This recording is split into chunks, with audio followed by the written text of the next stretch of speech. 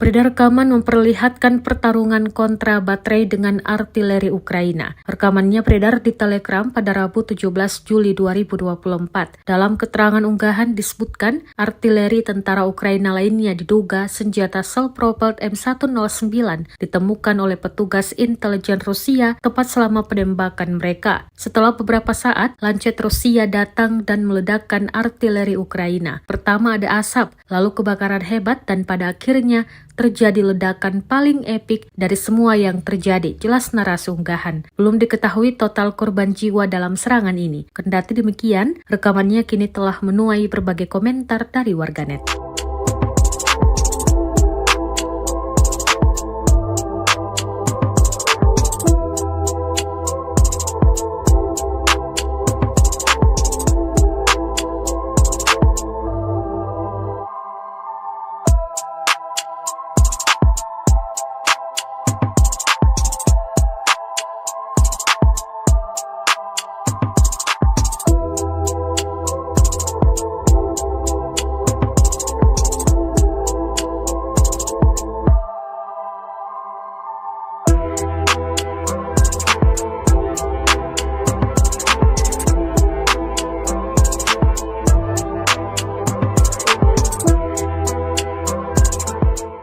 Download Tribun X sekarang, menghadirkan lokal menjadi Indonesia.